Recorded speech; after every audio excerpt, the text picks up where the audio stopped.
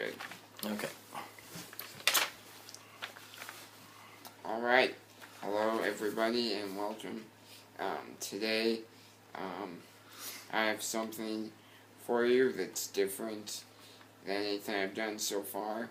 I have my dad here with me, and we're going to be just discussing the overall concept of fear and why we don't generally fear things in life, and we're going to be giving some specific life experiences where we could have really been afraid but we weren't, and then we're going to talk about some verses to hopefully help you maybe understand more. So the reason that I really don't ever worry about things or fear things, or the reason I have comfort is because I know that the Lord, He everything in my life is I know that it's not an accident, anything that happens. So if I'm in a trial, I know that, it's I know all things work together for good, those who love Him, and I just find great comfort in knowing that, and I also know that He's always there with me, no matter the circumstance or, troubling, worrisome circumstance. So, my specific circumstance was when I was 9 years old. I had a surgery, a back surgery, and it was took 12 hours, right? Yeah, you were there. You were out in the room 12 hours. Right, and to be honest, it's something that I really, my entire life, that I was concerned about it. I was not looking forward to it, but once I remember being right before I was going to have the surgery, I just remember having this very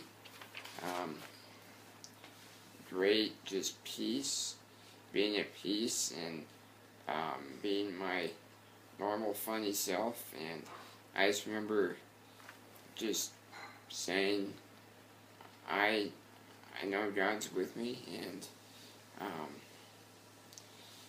that I can't, be afraid. I just wasn't afraid of it.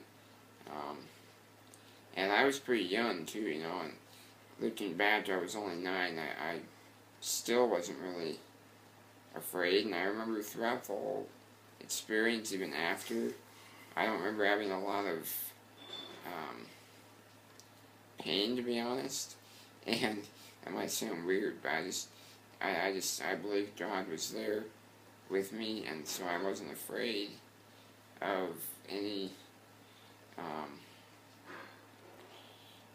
I just knew what's going to happen happens, and God's going to be there with me,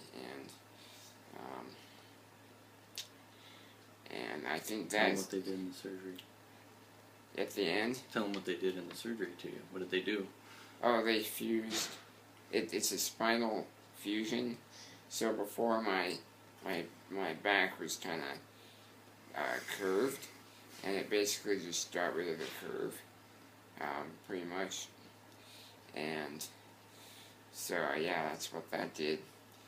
And I was gonna say something else, but 2 titanium rods all the way from Ryan's neck all the way down to his basically tailbone. Yeah. So it's a scar from his neck all the way down. Right. And it's a mean scar. I'm kind of jealous about the scar. It's cool. It's a pretty cool scar. It is. But yeah, so that's my life experience, and I think I've grown. I think that experience kind of, I guess, helped me come along and my, just develop my faith in God and my comfort that He got me through that. Now I feel like if I can get through that, I can get through anything. He's gonna be there with me, and so I'll let you talk about experience. I have lots of experiences where I could have experienced fear. The one I'll share is related to the surgery. When Ryan was having surgery, it was 2005, and happened to be Father's Day, which was a Sunday, and his surgery was on Monday morning, and I was buying a company in 30 days. Went on the roof of the hotel to pray for Ryan's surgery the night before, and with the deal with the company and Ryan's surgery, I just really felt overwhelmed, like I wasn't going to be able to handle everything, and I was very scared about the surgery and buying the company, and I really cried out to the Lord, and I just said I can't do it, and kind of felt the Lord kind of speak to me and say, why don't you give me the company instead of working for previous owner, and just kind of felt that burden just lifted almost right then, and I felt peace too, all day the next day on Monday, and all the recovery, and really felt the Lord's peace. And then fast forward, 2006, 2007, and now I own the company, and of course the economy crashes, and a man's, one of his biggest fears can be providing for his family, and that's his main responsibility. So I felt a lot of pressure and a lot of fear at times, and what I would do is I would just think of the story of Jesus being in the boat in the storm, and the disciples being afraid for their lives, and the threat was real, like the economy was real.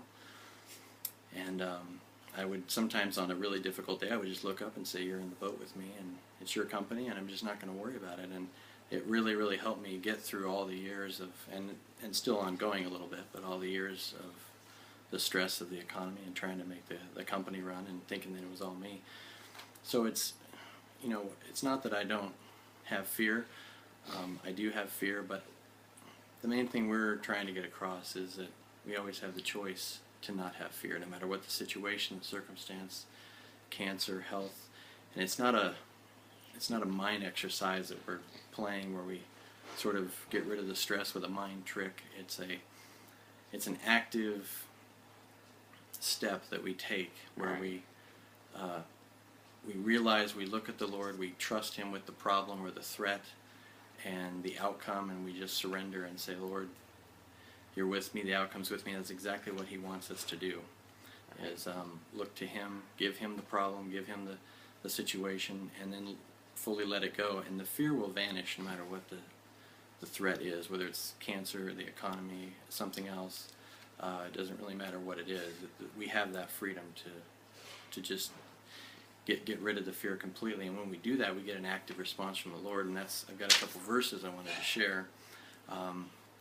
Isaiah 41:3 says, "For I am the Lord thy God, which hold thy right hand, saying unto thee, Fear not, I will help thee."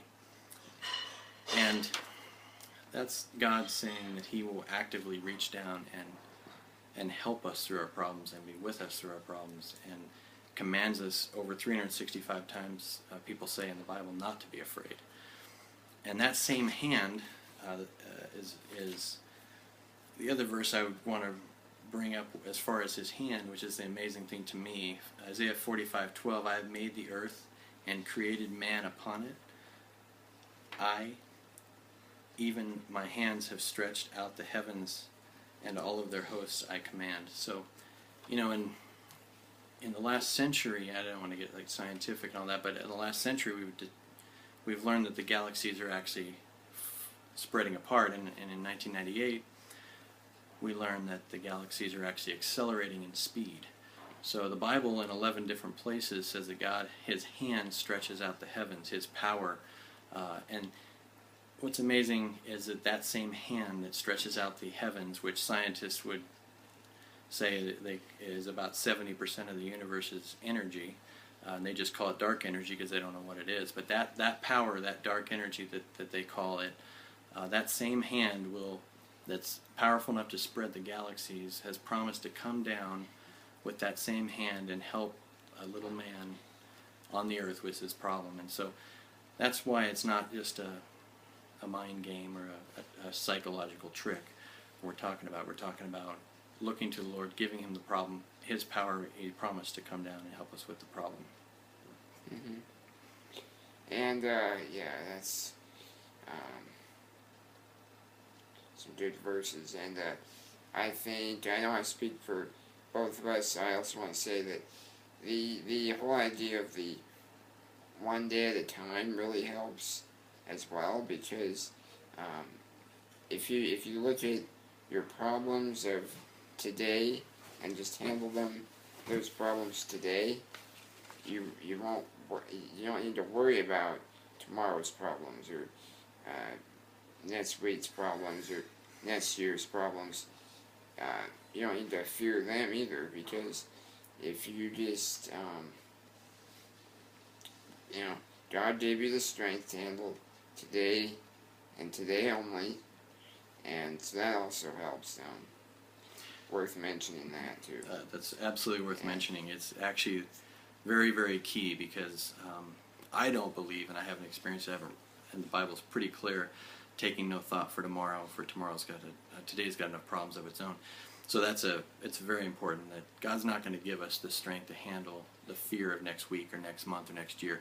And using the business as an example of handling fear, God didn't give me peace that we were going to be in business in a week or a month or a year, but every single day I could always look at the day and say, you know what, we're okay today. We've got work today. We're going to be okay today. So it brings a lot of comfort. Yeah, God, looking at it that way. One day at a time. That's what we're commanded. Yeah, and if you ever have something that you're worried about, just focus on the day, this day, and that will really help. So, anything else?